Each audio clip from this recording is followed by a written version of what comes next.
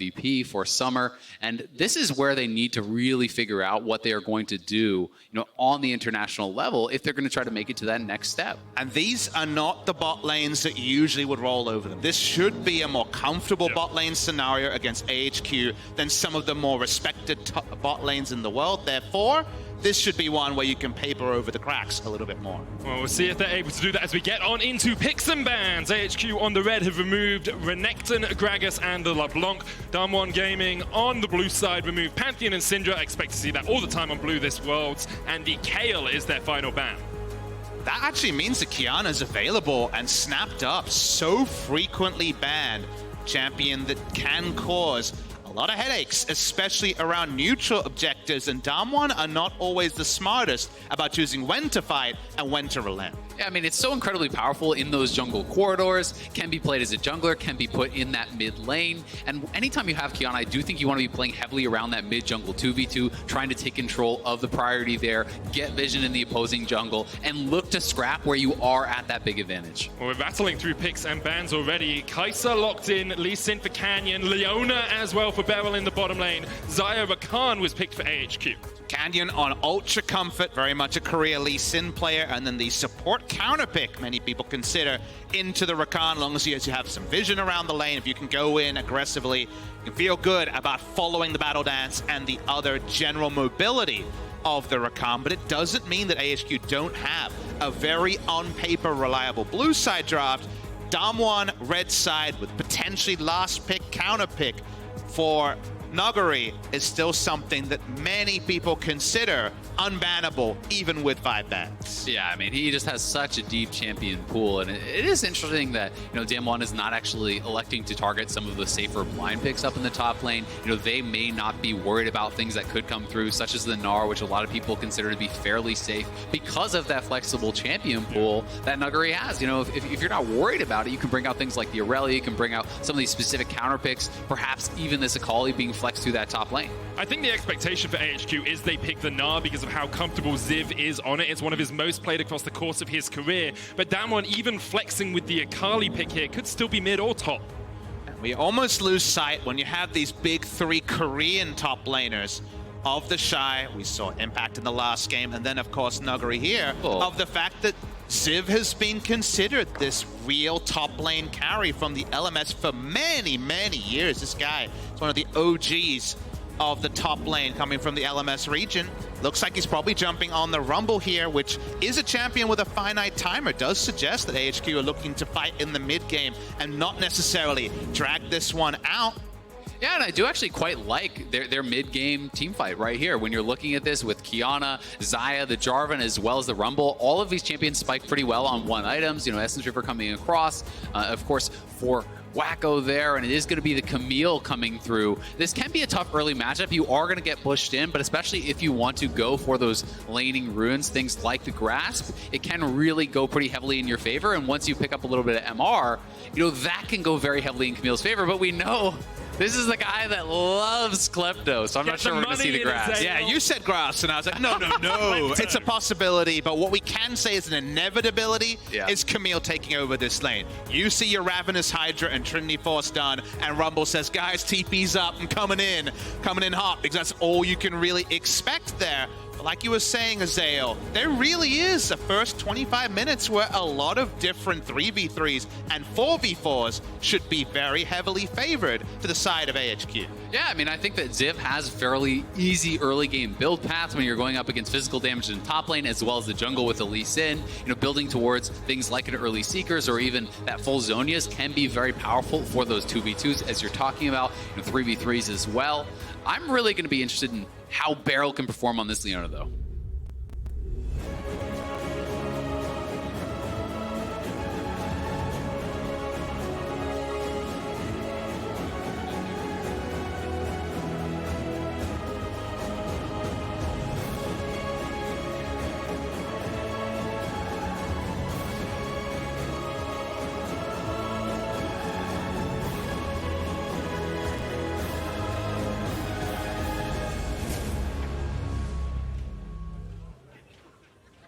And on to Summoner's Rift we step once more. AHQ and Damwon Gaming yet to find a win in this group.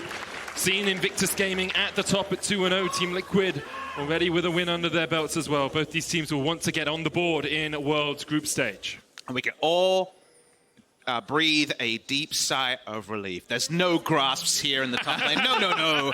Kleptomancy is locked in Where's here. the call? The thing I'll say about the Klepto choice is people look at it as kind of a flexing thing or a Nuggery preference thing. And Nuggery is a player who knows how to play the mind games. The thing about the cull start is when your enemy top laner sees the cull, instantly tilted. Because you're like, excuse me, you don't think you need any combat skill to deal with me? And the moment that you see that and the Klepto, you're calling your jungle. You're feeling pressured because you know if we're just farming it out, other guys getting more gold, and you're getting very frustrated. So just that mind game, just the fact that the enemy jungler might make a suboptimal extra trip and then not get anything out of it is another reason to go for these runes that really make it all about Nuggery, which can be a good thing and a great thing depending on how you play around it. Yeah, it certainly can. I mean, it does put some pressure on the other opponent, essentially, to feel like they have to get something done, right? And as you're saying, it's not always optimal to go up there.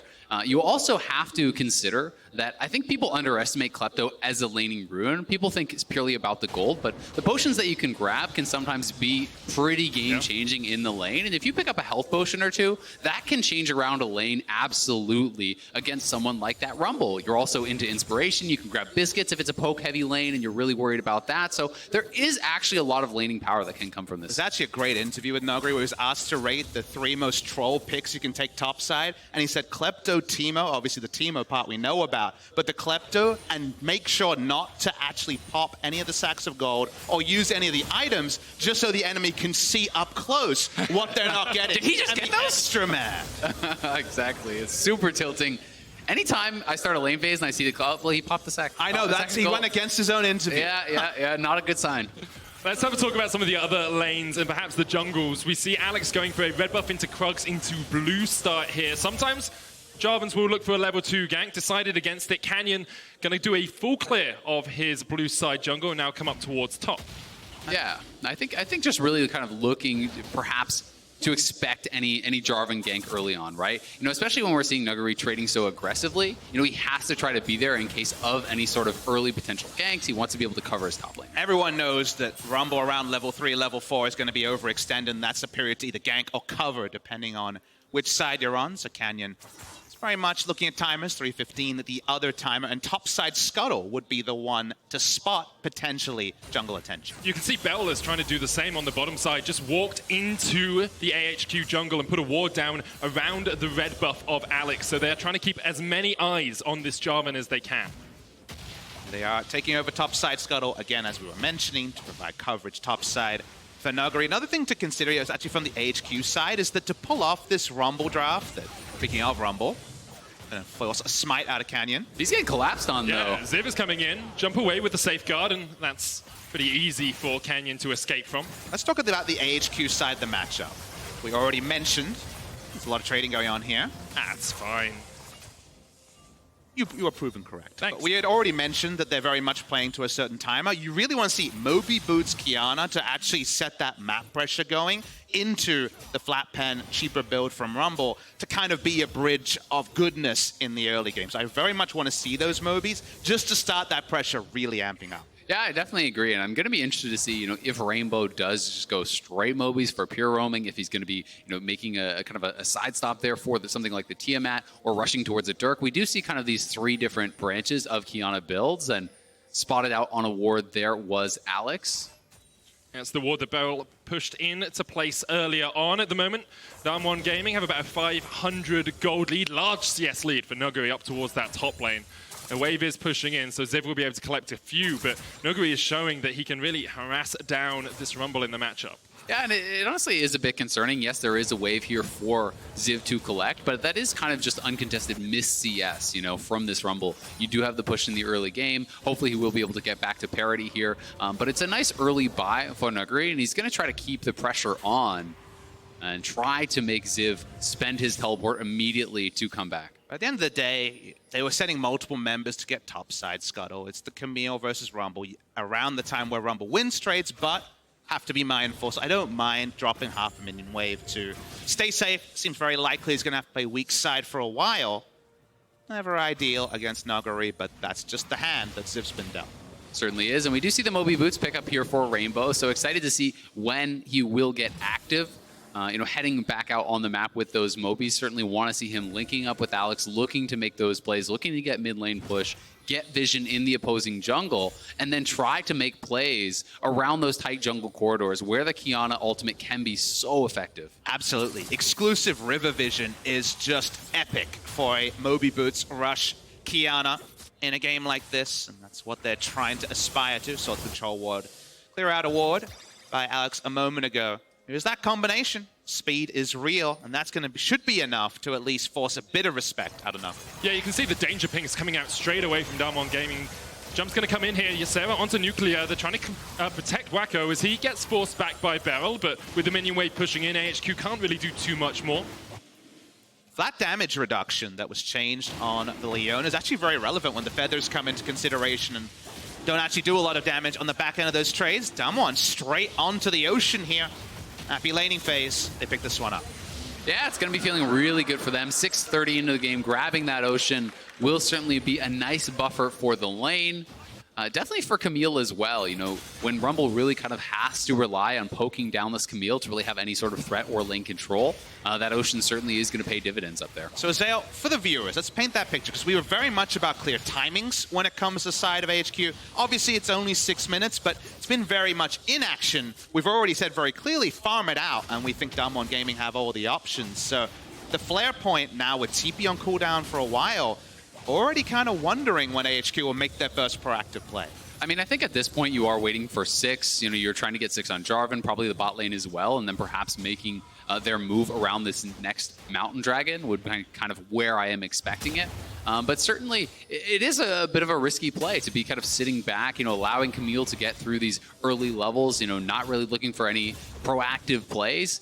Because Damwon is certainly in their comfort zone. They love to play these kind of slower styles of games where they can really establish themselves and engage on their terms. And when we're talking about AHQ wanting to get river control, get the Qiyana roaming around, I'm surprised not to see an Oracle's Lens on any of their players yet. Fair point. I'd like to see it on Alex. I'd like to see it on Rainbow. If you're looking for these Moby Boots, trying to get ganks into side lanes, you need to make sure you're clearing out Damwon vision. There's actually an argument to start Sweeper on the mid laner here if you want to potentially be able to always have the first advantage over River, but that's a really good point to bring up, Medic, because for now at least, exclusive vision is at a premium for them.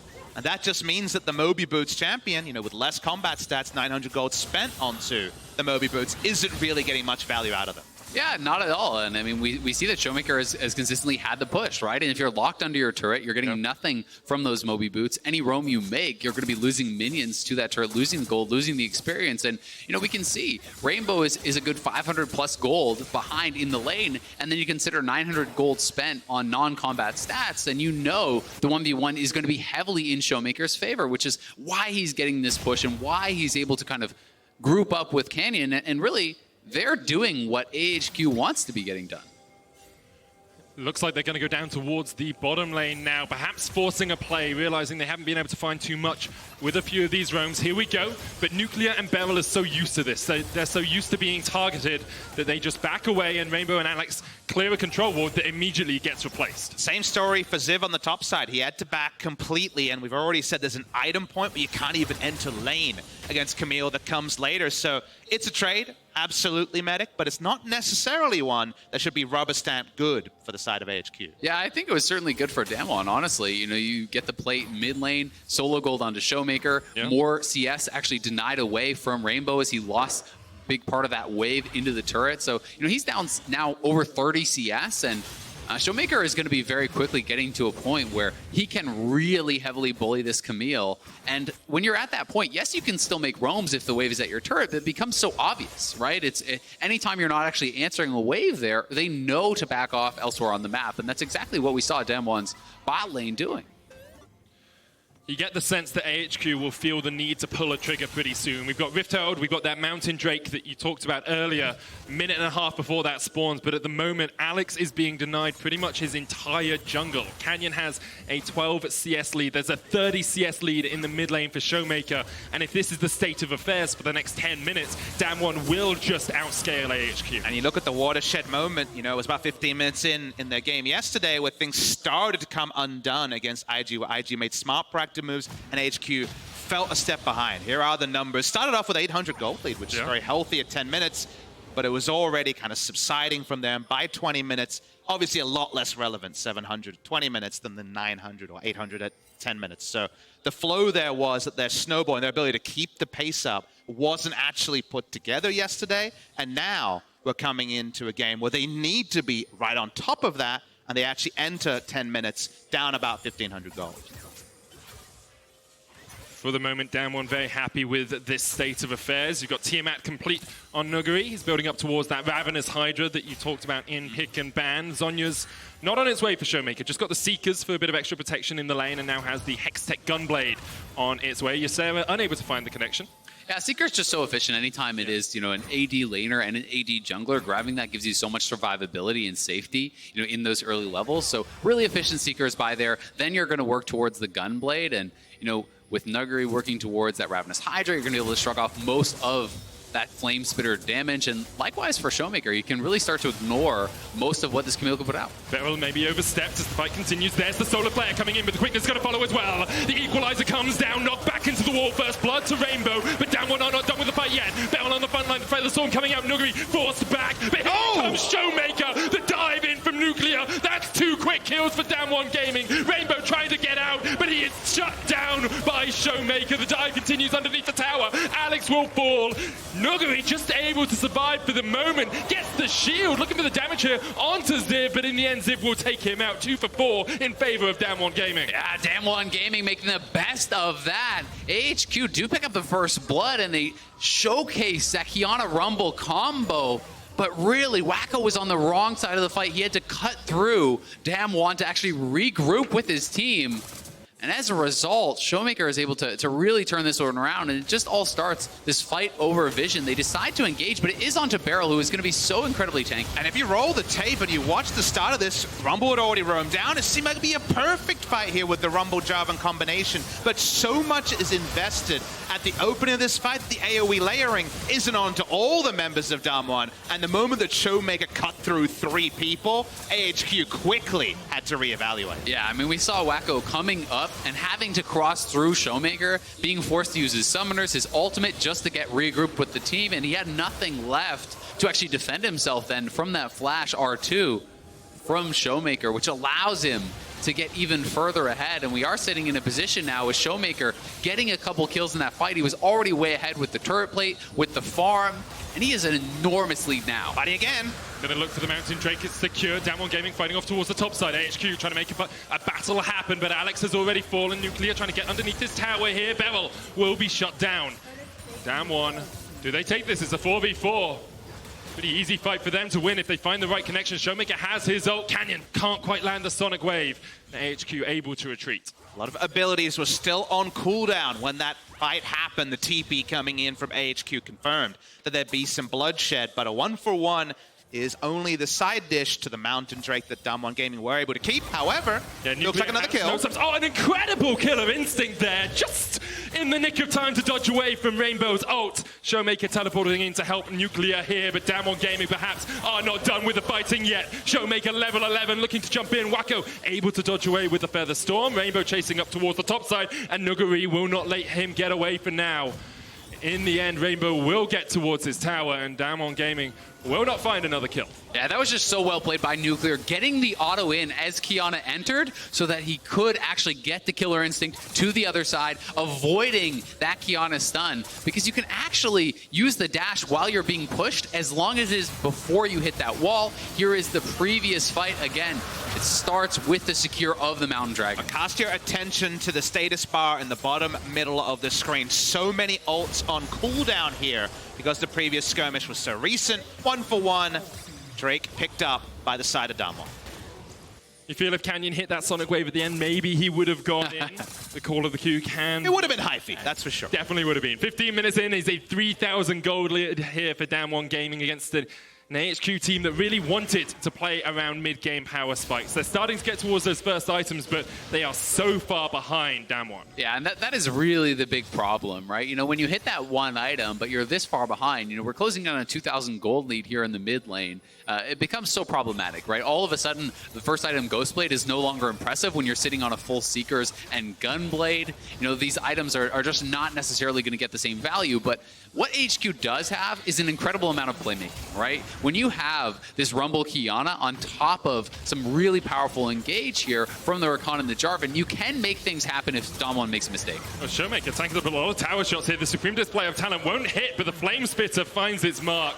That's a shutdown going over to Ziv from just aggressive play from the Akali. We call that an unforced error. In tennis and League of Legends, had no need to go and poke while the turret was still alive. The Shroud doesn't interact like it did before. Nuguri will get the turret up top side. The Ziv roam was definitely the sealer on that one. Exactly. Yeah, I just think he didn't expect that Ziv would show up, right? You know, the minion wave is at Ziv's turret, so yes, Ziv makes the roam. They make good on that, get the kill on Showmaker, but Showmaker still finished the turret, and at the same time, Ziv is losing farm top. They lose the turret top, so despite the successful, you know, play in getting a kill, you lost 2 turrets and you're down quite a bit of gold. Look, I know that's what Showmaker's going to tell his coach after the game, but it still was unnecessary, Azale. Still unnecessary.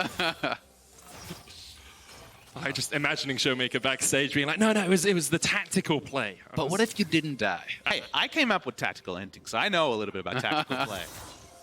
Is that in your solo queue games or? We don't talk about that. Oh, okay. Good to know. It's called making space. Zoning ultimate. 0-4, but the jungler keeps coming. All right, this is getting too personal. Let's get back to the game. Okay, AHQ trying to set up mid lane here. Wacko and Ysera together. There's an Essence Reaver on this Xayah, so in a good fight perhaps could have some impact, but Nuclear already has a Ginsu's and a Manamune stacking up. An interaction to wait for is the fact that you can actually Feather Storm through the Hextech ultimatum and pop the ability if your timing is right. While Camille is mid-air, you do override it with the Feather Storm. So fun interaction we saw a couple of times in the LCK that can actually render one of the most important teamfight tools of normally a split pusher in the Camille. Absolutely useless. Yeah, I do believe you can also fizzle it, you know, with a properly timed stopwatch, right? So it is something that you really do have to watch out for, and it does give, you know, a little bit of additional playmaking there over to AHQ. But Damwon, you know, happy to play this slow. We have Nuguri really pushing the pace of his build, you know, closing in on the Triforce, and when you do hit that 2-item power spike, that's getting close to diving territory. You normally take the Triforce first, you know, a Sheen, a Tiamat, and then focus on the Triforce. But the reason he's gone for Ravenous Hydra is to actually keep up the sustain whichever opponent is sent to him, whether it is the Kiana or the Rumble. You take an aggressive trade, you back off, and the minion wave gives you 300 plus HP. So he's very much agnostic to opponents by going for the Ravenous Hydra completion first. Yeah, and I think it's a really smart adjustment, right? Because neither of these champions can threaten an all-in on Camille without first getting you low. And it also allows you to harass under turret, you know, and take a turret shot or two there as well. But it is going to be Damwon starting this dragon up. AHQ looks like they want to contest this. Well, you've got to contest at some point. They're looking for the fight. Equalizer is available, quickness as well, but the Cloud Drake has already fallen. Damwon Gaming able to back off for the moment. Bell still standing on the front line, will just retreat to join his team. AHQ unable to find any connections in the fight, and Rainbow chucks out a Q, won't find his man. You just see how balanced the Kiana looks when River access has always been second. Quickness pops straight away, and Canyon goes down. The ultimate in the jungle from the Kiana can have the greatest effect. Yeah, Canyon taking a poor path there back to mid lane. The rest of his team is going the safe route, and he is walking through an unwarded bush knowing AHQ is around. So AHQ do get a kill and a little bit of pressure, trying their best to battle back into this one. Definitely a pretty lazy play. Didn't expect that from Canyon, but autopiloting or autopathing even his way back to mid lane. And watch the replay here. Takes the ward jump, and you just can't afford to do that when it was unexplored territory for the side of Damwon Game. And it's a good trap to lay there from Ysera. You know, a nice little punch back in the game for them, and they are going to need these sorts of things, right? You can't really fight on even terms. You can't fight straight up. You need to be somewhat tricky. You need to be somewhat creative and find these engages out of fog. Walk of Shame, Rift Herald. Popped in the base there. That one was, of course, not the timing they were looking for. He's creating space too. Don't you say anything about slow pushing. It's not a slow push. The thing is here, though, Nuguri is the guy in the bottom lane. How much can you actually pressure him if he's trying to fight with that Rift Herald? If he's pushing see, now it's a 2v1. Now it's a 2v2 because Ysera's winning. Well, even terms. It's looking good. I feel like I'm listening in on this post-game talk for Damwon Gaming. Yeah, that is a little bit unfortunate. But see, the good thing here now is that when Showmaker is blaming their top laner, he can also blame the mid laner. There's a little bit of parity The circle there, of blame right? is very whole. Yeah. The good thing for HQ, the Rift Herald did nothing. You got the gold out of it. Ziv will be very happy to pick that one up, and maybe they can look for another fight. We are at the 20-minute mark, and we're seeing, almost 2 items on most of their carries. Although Damwon are ahead, this is really the power spike for HQ. But we've seen the loosey-goosey canyon pathing into the Rift Herald fizzling out. This is very much akin to AHQ making some mistakes and falling out to IG last time out. So right now it does feel like the game's still in the balance, even though overall Damwon Gaming will feel very secure with a gold lead and the implied scaling advantage just largely felt in the side lane, remember. There's still a perfect team fight for AHQ to pull off. With this comp, there's honestly pretty much always a perfect team fight. The amount of damage that combo can pull off. I mean, this is the Clutch Gaming special, right? We got to see this in the LCS quite a lot, throughout their kind of playoff gauntlet run. They became pretty well known for this comp. And, Ziv is at the point where he's full HP under his turret, and you have to equalize the wave. That is a scary part to be in.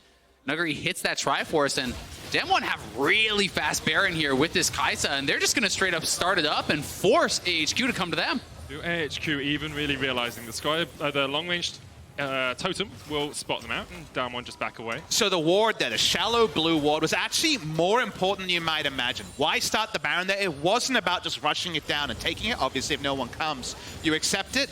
You know what the ultimate second prize was getting TP from Ziv, because then suddenly Triforce, Ravenous Hydra, Camille says thank you very much, and you're damned if you do, damned if you don't when it comes to contesting any further objectives. So the fact that ward spotted specifically Nuclear pressing E into the Baron, let them know Baron was tired, let them know they had to push up, and relieves the pressure, because if Ziv ever teleports and Nuguri doesn't have to follow, multiple turrets will be the cost.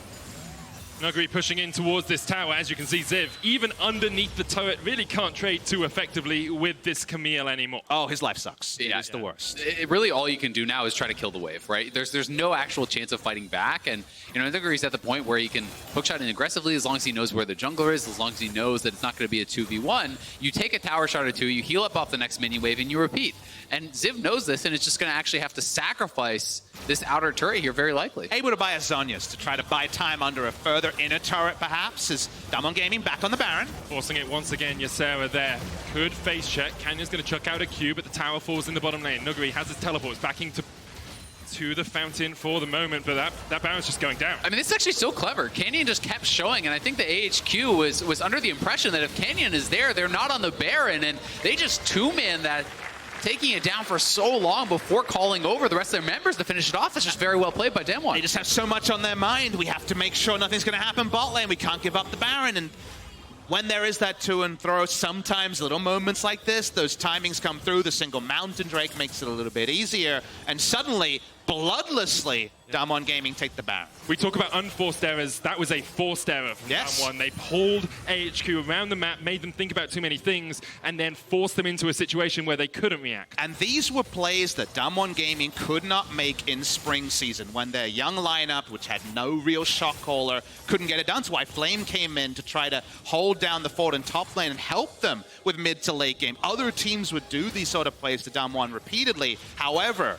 leveling up with Coach Kim, previously of Victus Gaming, understanding macro plays, they may not be geniuses yet, but they can pull off plays like that, which when you add in their mechanical prowess, oh boy, does it make them a really fun team to watch. Yeah, it certainly does. And I mean, it now puts them in such an incredibly strong position. We have Showmaker uninserted in the top. You're going for an Ocean Dragon, but you're losing your tier 2 top lane, and with the Baron buff to actually empower these solo laners who are already massively ahead of their counterparts, it becomes very difficult to not just bleed out so much gold during this Baron power play. Definitely spam that hashtag not worth in chat. Very, very clear on that one. But sometimes, you got to take what you can get. And that's unfortunately very little at this point.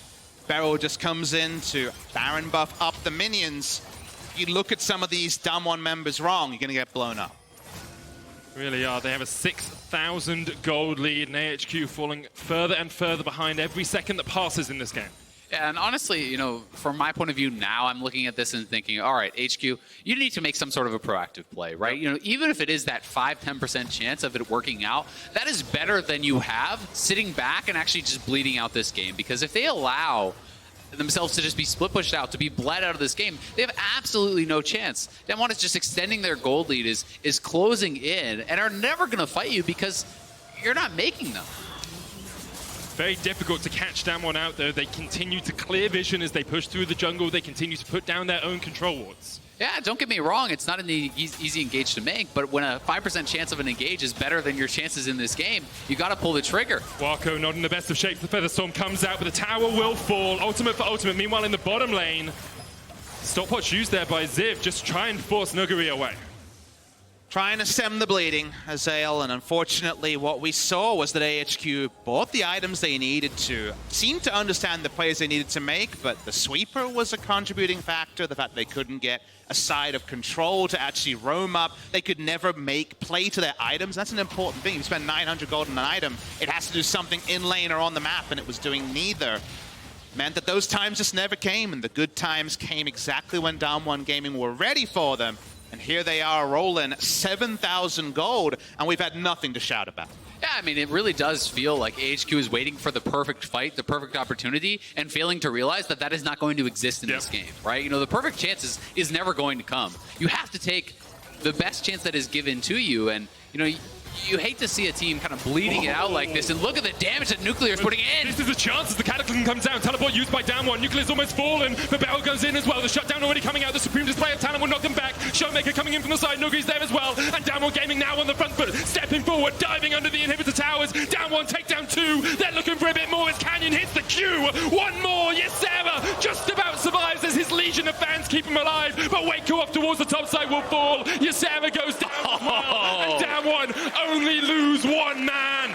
They're not quite emoting, but they know they've done what they needed to. They'll take down the inhibitor turret here. They've broken the base, and they seem to have broken the hearts of AHQ. Really nothing Rainbow can do to defend. Nuclear dived into the backline, and still they could only take down one. Damwon Gaming now on the Nexus turrets, next on the Nexus, and they will claim their first win of World's Groups. They have checked the boxes. They're going to look for a couple more kills before they close this one out. But certainly a strong showing here, a good bounce-back game against AHQ. You really can't ask for a more controlled game than this. They really did look like it was theirs start to finish. People are labeling Damwon Gaming this challenger to rookies,